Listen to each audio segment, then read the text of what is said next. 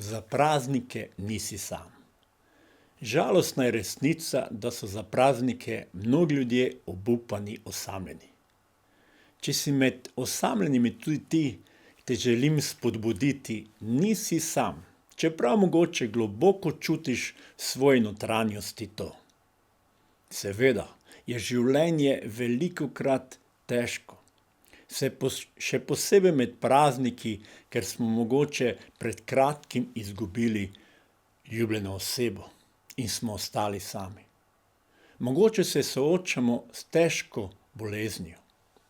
Mnogo bi lahko naštevali razlogov za osamljenost, obup, razočaranje. Ne smemo pozabiti, da je občutek osamljenosti tudi velikokrat nekaj popolnoma normalnega v življenju, ko gremo skozi obdobje izgube in je potreben čas, da se rane zacelijo, osamljenost ublaži in živimo naprej. Hvala Bogu, da se danes tudi med prazniki veliko govori, je napisano o osamljenosti, kako se soočiti z njo. Lahko najdemo dobro strokovno pomoč na mnogih mestih.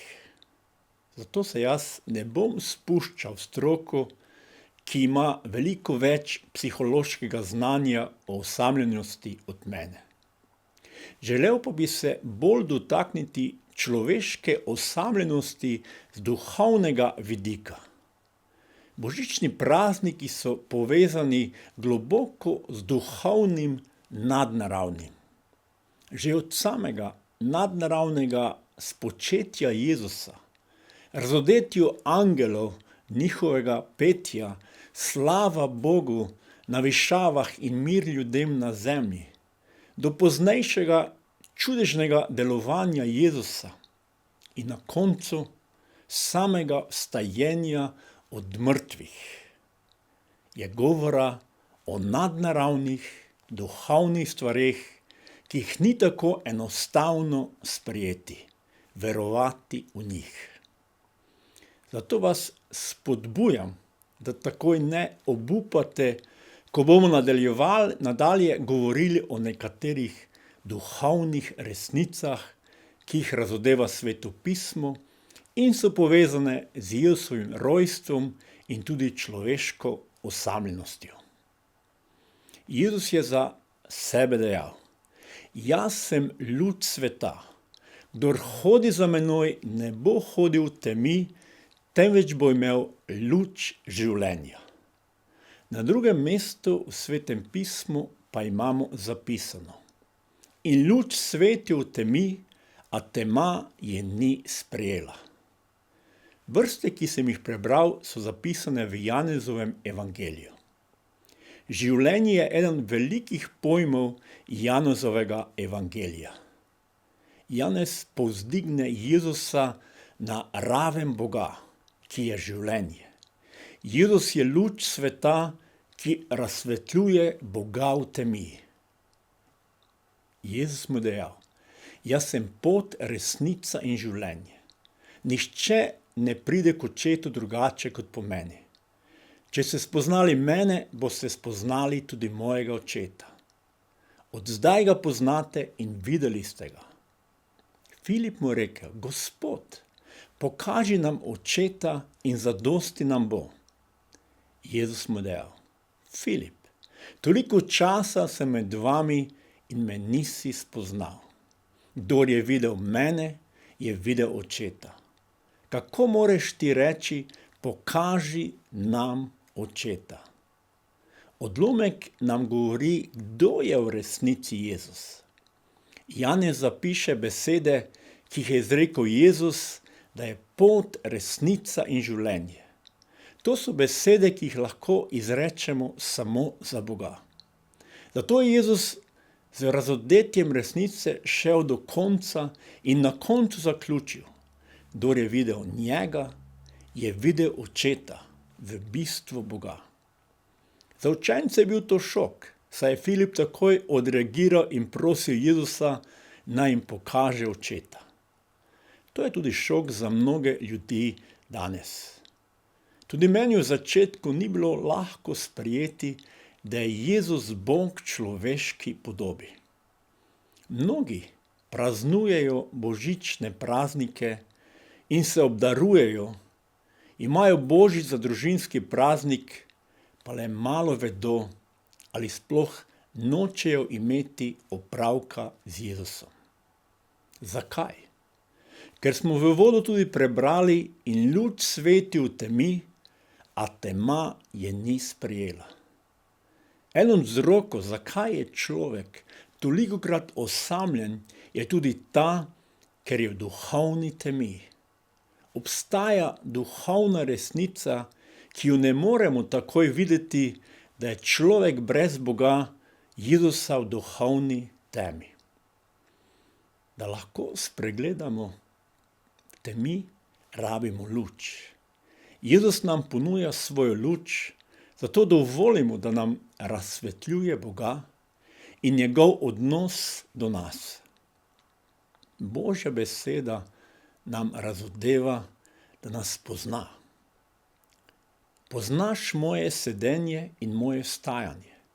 Oddaleč razumeš moje misli, opazuješ moje potovanje in moje počivanje.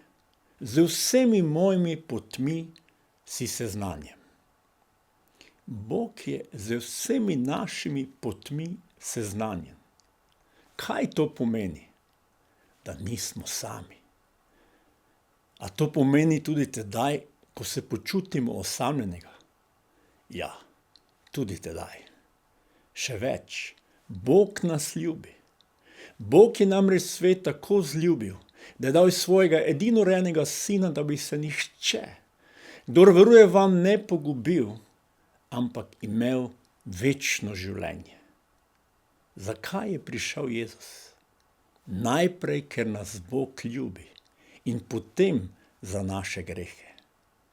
Ni večjega, zvestejšega prijatelja, kot je Bog, ki se je razdel v Jezusu. Jezus je dejal: to je moja zapoved, da se ljubite med seboj, kakor sem vas jaz ljubil. Nihče nima večje ljubezni, kakor je ta, da da življenje za svoje prijatelje. Vi ste moji prijatelji. Bog je pokazal svojo ljubezen, ko je Božji sin umiral za nas. On nas nikoli ne pozabi. Ko je izraelsko ljudstvo dvomilo v Boga, razmišljalo, da jih je pozabil, in Bog spregovori. Mar pozabi žena svojega otročiča in se ne usmili otroka svojega telesa? A tudi če bi one pozabile, jaz te ne pozabim. Glej, na obe dlani sem te zapisal. Bog nas ne pozabi. Nisi sam. Pozna vsak naš korak in nas želi voditi in nam pomagati. Toda če smo v duhovni temi, tega ne vidimo. Bog nam še vedno govori skozi svojo besedo in nam želi pomagati, nas rešiti duhovne teme. Naštel sem le nekaj duhovnih resnic o Bogu, da nismo sami. A jih vidiš? A jih želiš sprejeti? Mogoče prav tvoj globoki občutek osamljenosti, priložnost, da spoznaš največjo luč sveta, Jezusa. Lahko iz globin svojega srca poveš: Jezus, bodi moja luč, odstrani duhovno temo iz mojega življenja. Odpusti mi vsak greh in bodi moj odrešenik. Odstrani mojo osamljenost in me izpolni s tvojim mirom, radostjo. Kaži mi pot za moje življenje. Mogoče me poslušate tudi tisti, ki ste imeli pred leti globoko spoznanje o Bogu, da vas Bog ljubi in je z vami. Toda skozi čas ste to izgubili. Vaše srce je napolnila praznina, osamljenost. Mogoče celo občutek krivde, mir in veselje je odšlo. Bog ti pravi: Nisi sam. Ves čas sem ob tebi. Odprimi svoje srce in se vrni k meni. Želim, da se skupaj pomolimo. Bog, daj sijati tvojo luč v naših življenjih. Odpiramo ti duhovne oči in pomagaj nam, da lahko vidimo, da nismo sami. Odženi duhovno temo, osamljenost, razočaranje, nemoč in nas izpolni s tvojo močjo, ljubeznijo in veseljem. Amen. Ne pozabimo, da nismo sami. Lepe praznike vam želim.